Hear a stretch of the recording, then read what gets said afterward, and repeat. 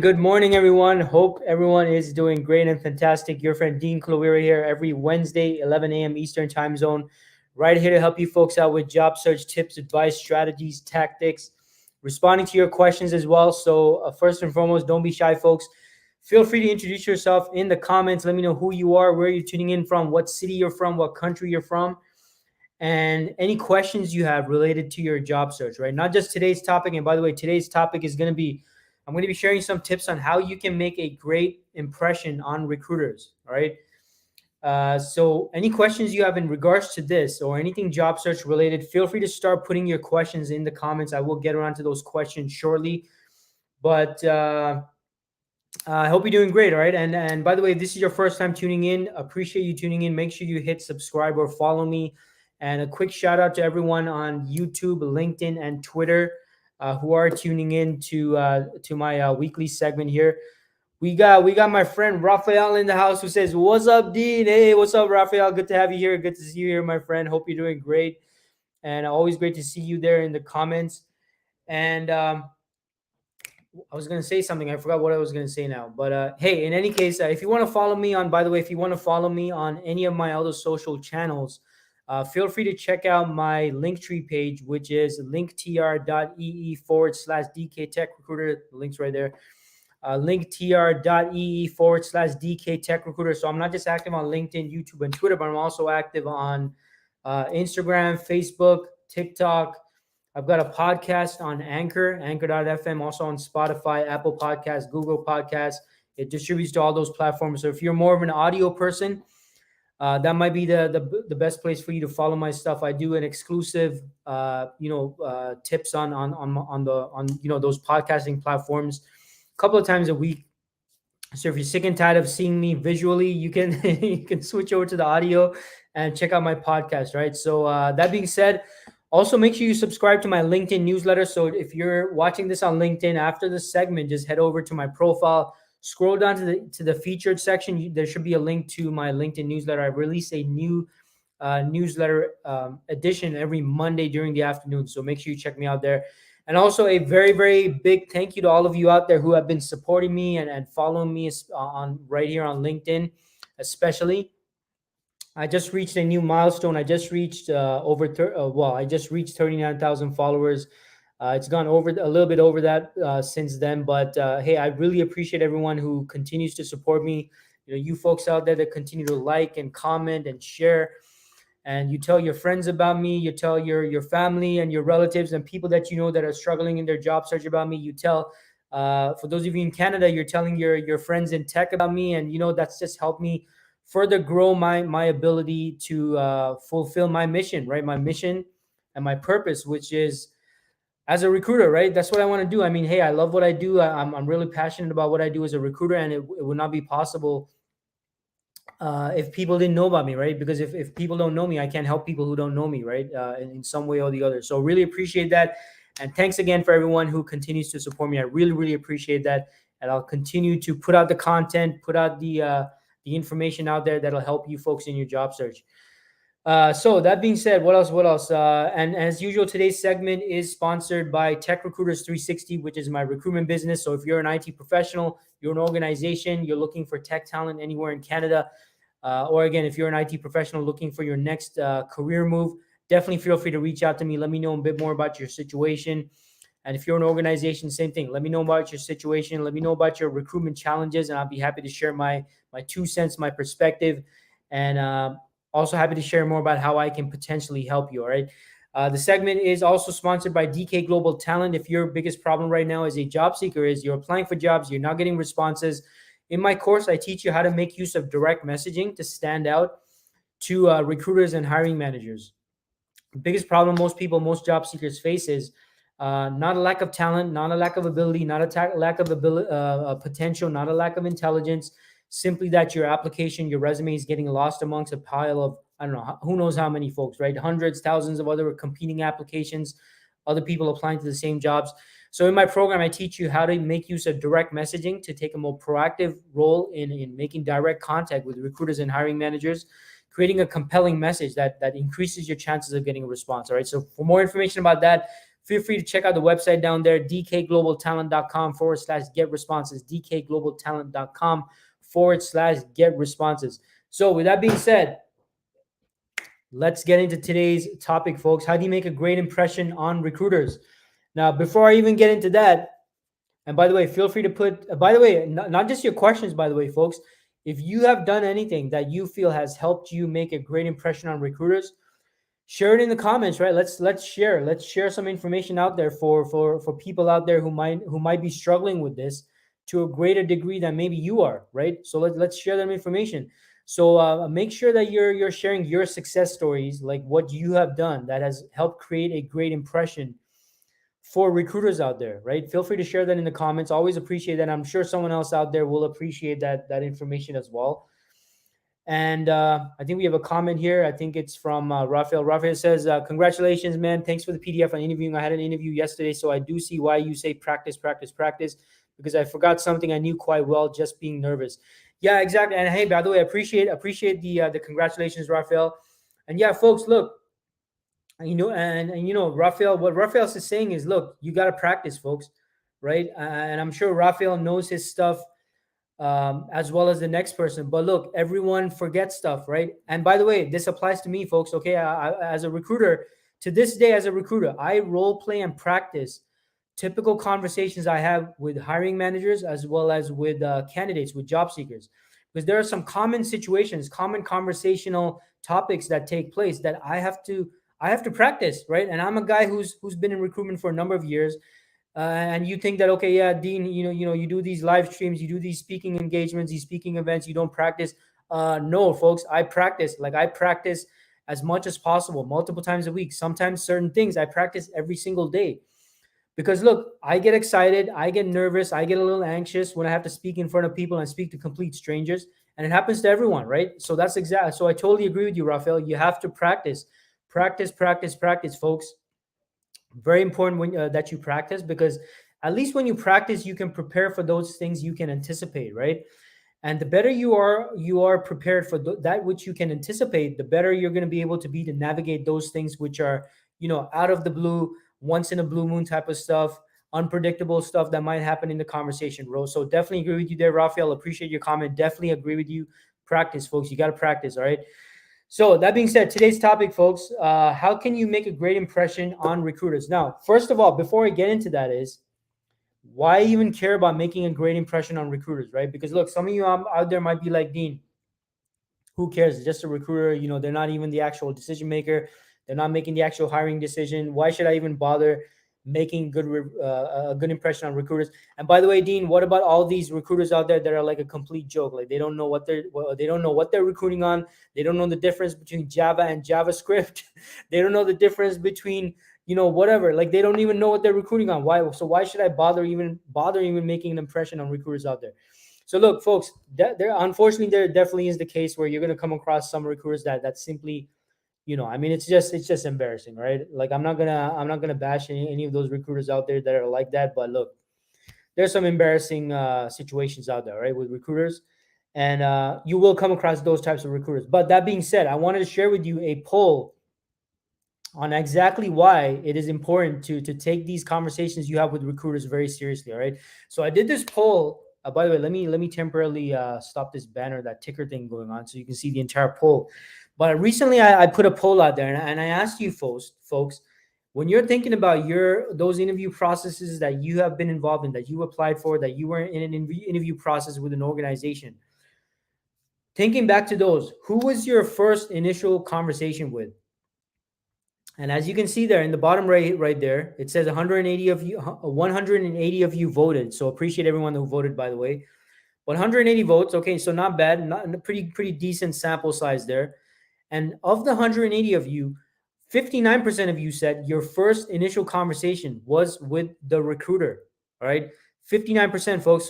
Hey, let's just round that up to 60%. All right, so 60% of you. So so for every 10 of you, 6 of you had your first conversation with a recruiter. That is your first conversation.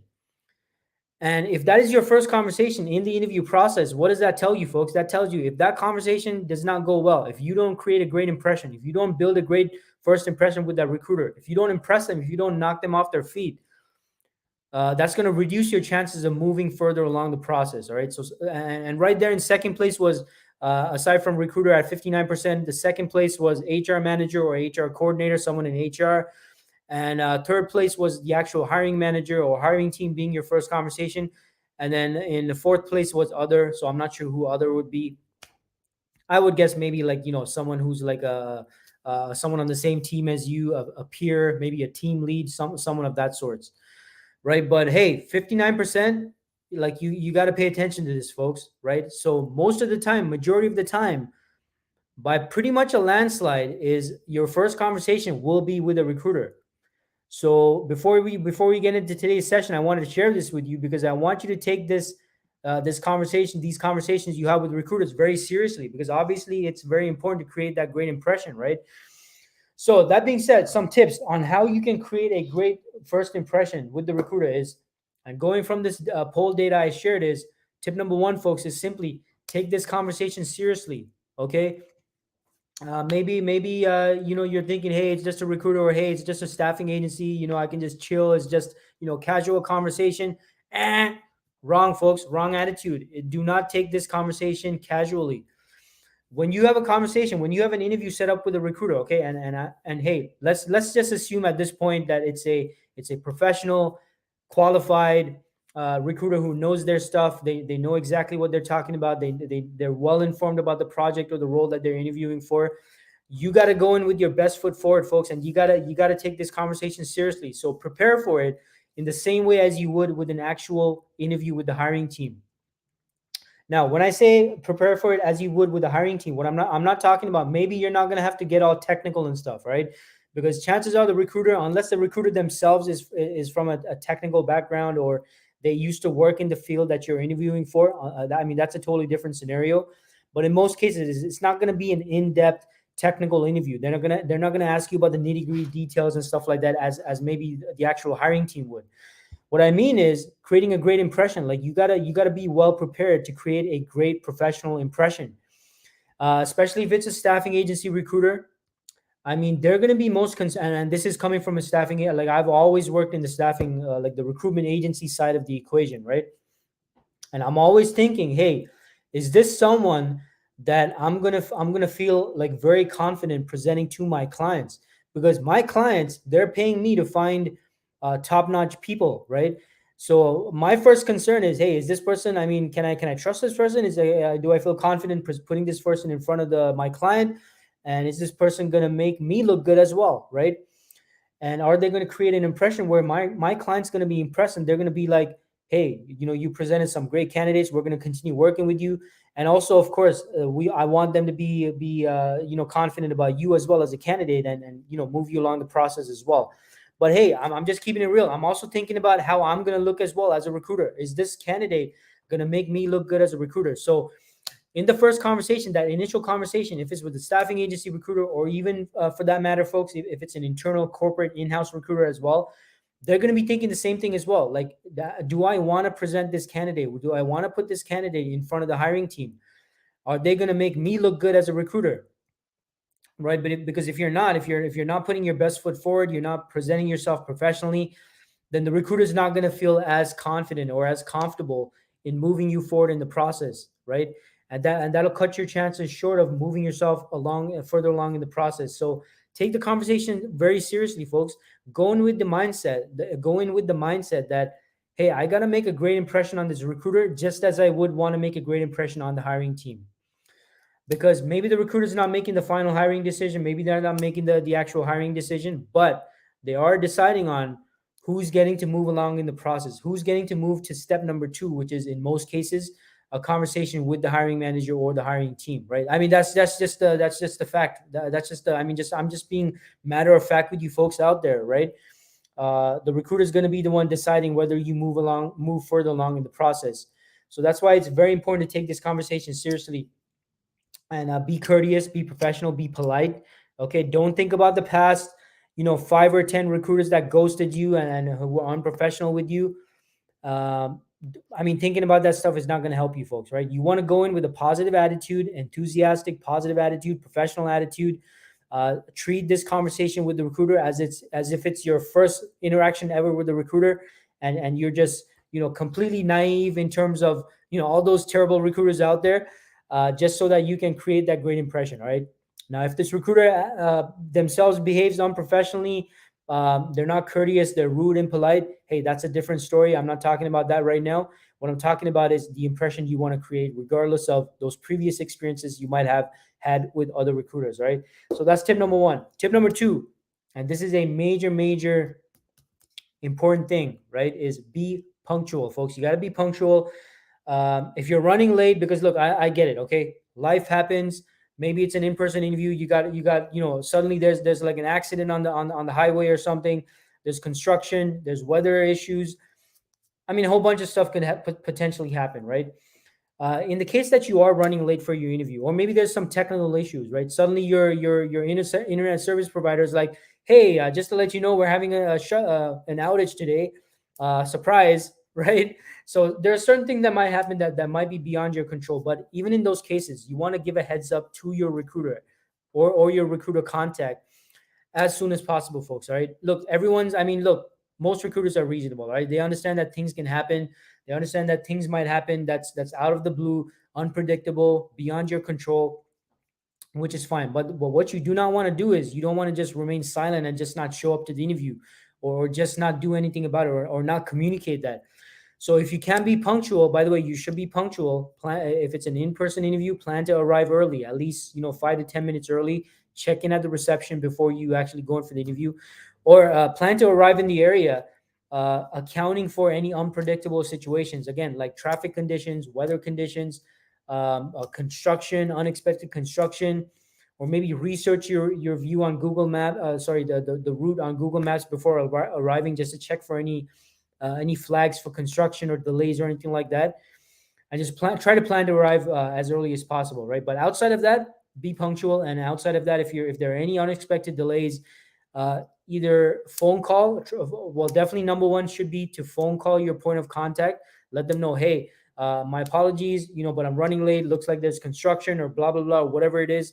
I might be maybe 5-10 minutes late. If you can just give a heads up to the hiring team, or two. I just wanted to give you a heads up that I might be running late. And hey, most people are going to be understanding, folks. They're going to be understanding because at least you gave them a heads up.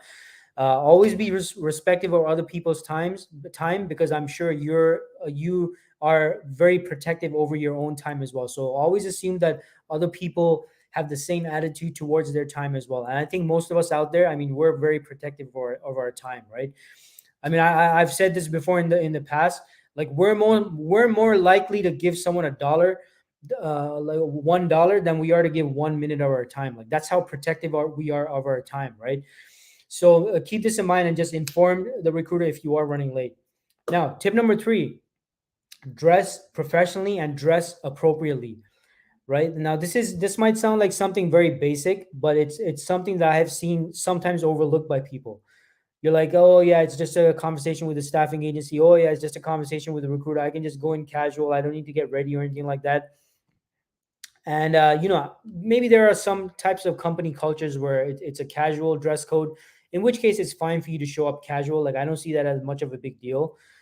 But outside of that, if your conversation with the recruiter, like you still gotta put forth that great first impression, right? Sorry, excuse me. You still got to put in that effort to dress professionally and dress appropriately for the conversation. Now, when I say dress appropriately, what I mean by this is it could depend on the culture of the company, right? Like if your conversation, if your video interview or in-person interview, by the way, is with a corporate recruiter, an in-house recruiter at the company you're applying for, you might want to do look into whether or not it's a casual environment. Is it more of a business casual environment? Is it a professional environment? Because if you overdress, that's not good either, right? You don't want to underdress and you don't want to overdress either. For example, if you're interviewing for a startup, right, a typical, stereotypical startup environment, t-shirt and jeans environment, and you show up to the interview, if it's an in-person interview or a video interview, you show up wearing like a suit, a three-piece suit, tie, and all that stuff. Yeah, it definitely might create a great impression. But on the flip side, you do also run the risk of the hiring team seeing you as not being a cultural fit, right? And I know that's unreasonable. I totally get how that's unreasonable because you'd be like, hey, Dean, I mean, that's not fair. I mean, I'm just trying to give a great first impression.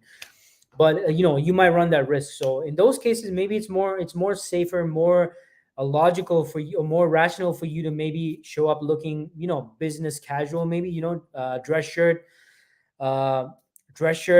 jeans, or dress shirt and dress pants, or maybe dress shirt and you got your blazer on or something like that. Business casual. That should be completely fine. And if it's a business professional environment, right, especially at a lot of banks and insurance companies, it's still a pretty formal environment in most cases. That's where you probably want to show up in a tie and a suit, right, or something very more formal, more business professional. So just keep this in mind. The other tip is, and this kind of connects with the dressing professionally and stuff like that, is do your research, folks. You got to do your research, right? If you're interviewing directly with the company, even if it's with the recruiter, you got to research the company and make sure that you are knowledgeable about the company, because the recruiter, if it's an internal recruiter, they're probably going to ask you, hey, so what do you know about our company, or what do you know about this company, or what interested you about this organization? And if you don't know, if you're like, hey, you're trying to think of something slick right there on the spot, that's not going to do you any good either. Like, you got to show that you have taken the initiative and the effort to research the company and the organization. And while you're doing that, by the way, you will be able to get an idea of what the dress code is, what the culture is like, and all that stuff. Now, those of you out there, don't tell me, oh, Dean, how do you find out about the culture and the dress code and stuff like that? Folks, every company out there posts their stuff on social media, so no excuse. If you go to any company's social media page, you'll probably see company events, even their virtual events, and you'll be able to get an idea of, hey, what are people wearing? What are they dressed like? What does it seem like? The culture is like at the company. Like, you should be able to get at least a basic grasp of this stuff simply by researching the company on their social media pages. And this is especially something you should do if your conversation is with the internal recruiter. Like, they're probably going to ask you what you know about their company, what interests you about their company, and stuff like that, right? So just keep that in mind. Now, the other tip is to create a great impression on the recruiter is, in most cases, they would have sent you a job description in advance.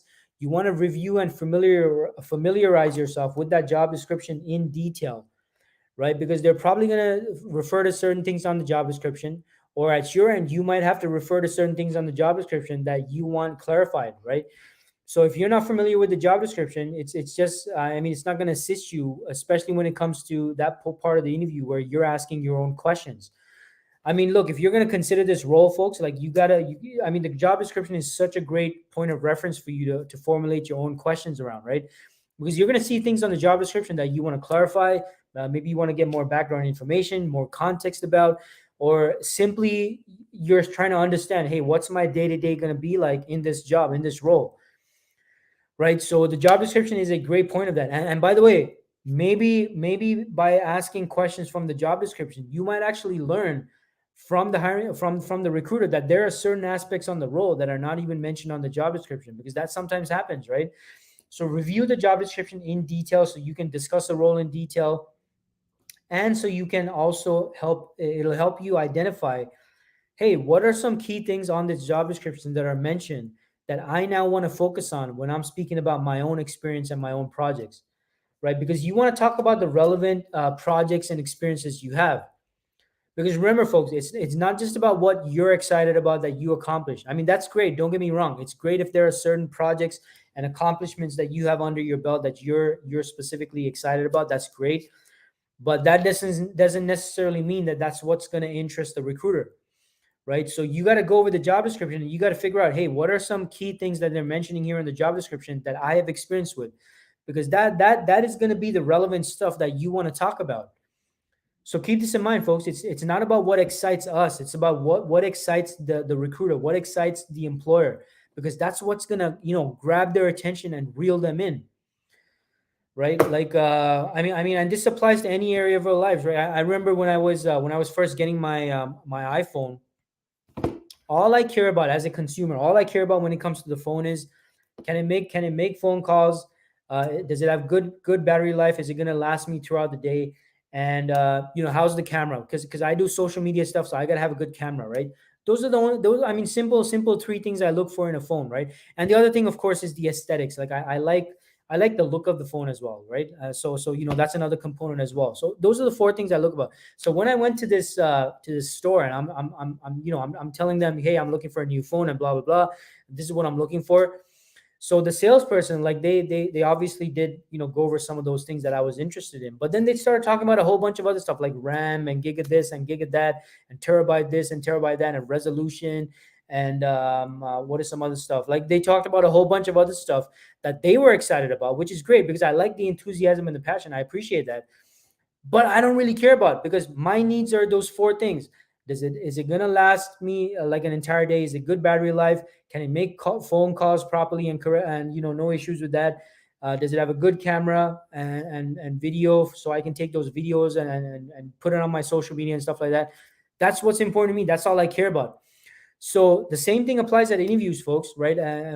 Especially with your interviews with recruiters, is maybe they're not interested in every single thing that you've done, and maybe they're not interested in those projects that you feel are the most exciting projects you did. You want to talk about the most relevant stuff, and the job description is a key area that you can use to identify what are those key things that the recruiter is going to be most interested in hearing about from my end, that I accomplished. So keep this in mind, and this is why it's so important. Now, the next tip is you wanna review. You got to identify those relevant projects, and then you want to review them in detail.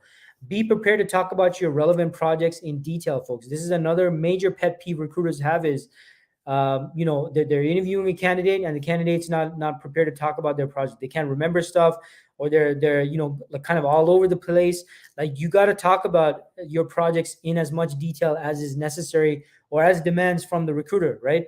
Now, again, maybe you don't have to go into technical details and in depth from that standpoint, but you got to be able to explain the context around the project.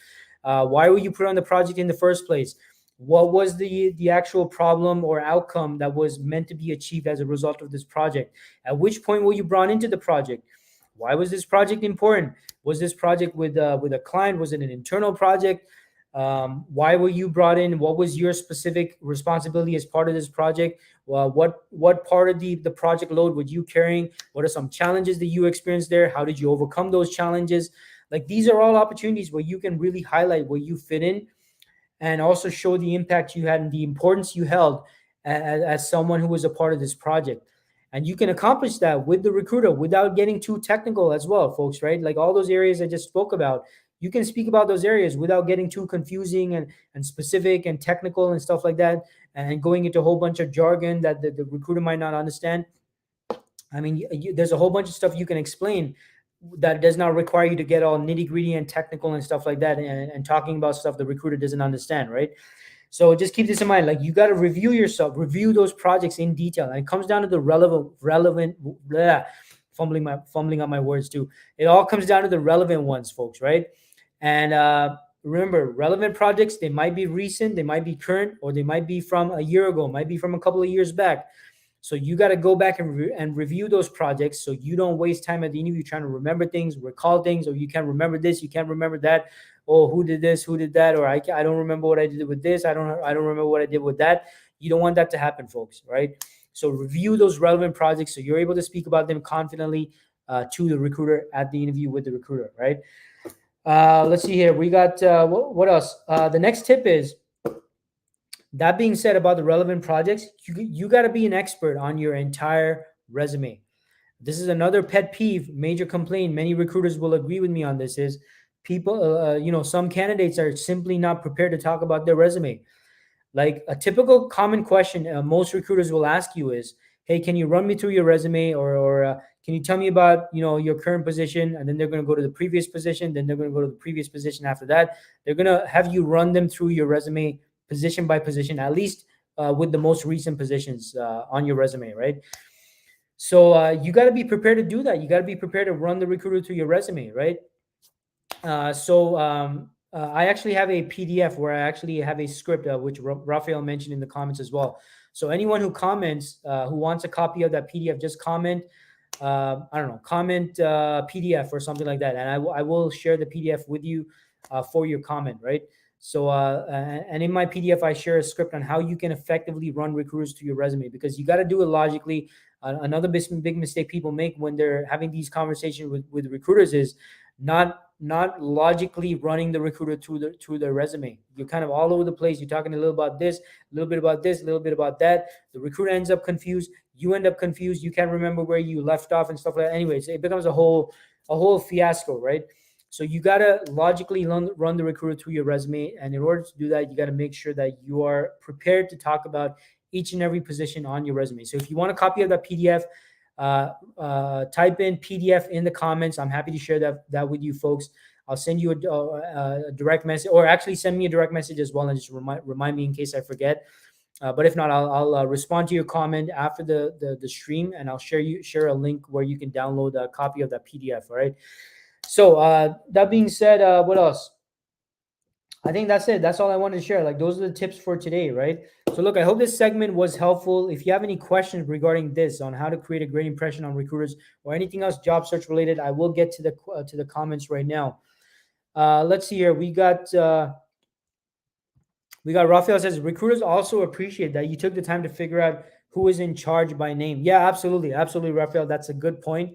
Like, you gotta do your research, folks, right? Like taking the time to research, it gives the impression to the recruiter that, hey, you know what, this is not some candidate that just randomly applied to this job. Like, this person seems very interested in the opportunity. They actually researched us. They researched the organization. They know who's in charge of my name. I mean that gives a different impression versus someone who's like, who hasn't done that, who doesn't know, and who might not even know who might not even know what the company does. I mean, that's just terrible, right? Like, I would hope that none of you are actually doing that, but it's just terrible, right? So yeah, definitely agree with you on that, Rafael. Rafael says, question, okay, if you don't have much project experience, do you have a framework for relating other job experiences to being a BA? Yeah, so great question here. So what Rafael is basically saying is, look, Dean, what if my situation is I don't have direct project experience? What do I do? Like, what else can I use to leverage for being a BA? So two pieces of advice in regards to that, Rafael. First piece of advice is, do you have any transferable skills? So maybe you don't have a BA project experience, but do you have any transferable skills from your previous work? Maybe you did something else that is transferable and very much applicable to a BA position. Similarities, right? That's what I'm talking about. Something very similar to what a BA does, or similar experiences or projects that are similar to this BA role you're interested in, that you can use as a transferable skill set. So you want to talk about those projects and talk about those aspects that are very similar to a BA responsibilities or role or day-to-day stuff. So you want to leverage that. And the second thing is, hey, maybe you've taken some courses, some certifications, some training. I don't know, you attended some workshops or something like that, where you gain some knowledge in relation to business analysis. Leverage that as well. So that way you can talk about that and talk about your practical ability. Maybe there was a practical component to it. Maybe you had to do a group project as part of completing this certification. Maybe you had to do your own independent project. Maybe you had to actually do something, like, I don't know, like, see if there was a practical component to it, especially you want to make sure you leverage that as well. But if there was no practical component, just talk about the what you learned and your ability to apply that stuff, and then incorporate that into the conversation in terms of your experiences as a BA. So hope that helps, Rafael. Great question there. We got Sohail in the house. Good morning to you as well, Sohail. ASM says, "Can you share the PDF?" Yeah. So after this, after the stream is finished, ASM and everyone else out there, I will respond with a link where you can download the PDF. All right. So Adit Banke says, "PDF, please." Yeah, no worries, got you covered. So Sohail says, "How to answer." Explain your answer with the help of real situation, scenario, issue, then describe strategy, approach, logic you took, and then the solution, steps, procedure you performed to solve, and then explain what the impact outcome was of those actions you took. You could also support your answer with definition, transaction code, process, flow, data for program, table, and etc. Yeah, I mean, I don't know what to say to that. So, I mean, it looks like everything you need to respond to that question is pretty clearly detailed there, right? So, I'm not sure if you're struggling with a specific part of that, but it seems pretty straightforward, right? So it says right there, like explain your answer. So it looks like they want you to provide a real life situational scenario. Okay, so think about a real life situational scenario. Then it looks like they want to know what your thought process is. So okay, you have this situation, you have this scenario, this issue. What is your thought process now? How is Sohail approaching this problem? That's what they're trying to figure out. So you got to kind of share your thought process. Like, what are you looking at? What's the first thing you're looking at? How are you examining this problem, et cetera, et cetera. And then they're asking for the solution steps procedure. Yeah, so I mean that's pretty self-explanatory. So then they're talking about what steps you took to resolve it or bring it to resolution, and then they're asking for the impact of the outcome, right? So that's how they're wanting you to they want to know about the outcomes and the end results. So actually, I'm thinking like, is this like, are you asking a question or are you just sharing how you answer the question? So maybe you're sharing about how you answer the question yourself. In which case, this is a great process for you to share how you go about resolving certain situations or whatnot. Sohail says need PDF. Okay, sure. I'll respond to your question after. We got ASM says I'm in IT for 10 years. I'm preparing for PMP. How can I land a PM position after I get the certification? What would be the right approach? Well, the right approach, ASM, is for you to apply for the PM roles, right? So and make sure that you update your resume, your LinkedIn profile with your PMP qualification after you get it. Because look, definitely in project management, PMP is definitely like I have noticed it's something very much respected and taken into account by most hiring managers out there. So that'll definitely grab their attention. So make sure you update your resume, ASM, with your PMP on your resume as well as your LinkedIn profile, and make sure you also mention it in your conversations with recruiters as well as with hiring managers as well, right? So that being said, looks like that's all the questions they are. Raphael says, Sohail, I like this. It sounds a lot like the STAR method. Yeah, definitely sounds like a great process for responding to questions as well. Definitely agree with that, Raphael. So that being said, folks, looks like that's all the questions you folks have for me today. I appreciate everyone participating. Appreciate everyone who tuned in, and hope everyone got great value out of today's session in terms of how to make a great impression on recruiters. Make sure you hit like, comment, and share. Appreciate everyone who did comment. And with that being said, remember to mark your calendars, folks. Every Wednesday, 11 a.m. Eastern time zone, I'm back here to share recruitment and job search tips, advice, and strategies for all you folks out there. Everyone have a fantastic week. Appreciate the participation. And hey, don't give up. Keep pushing through and keep taking action, folks. I'll see you next week, Wednesday, same time, 11 a.m. Eastern time zone. Take care, everyone. Have a fantastic week ahead.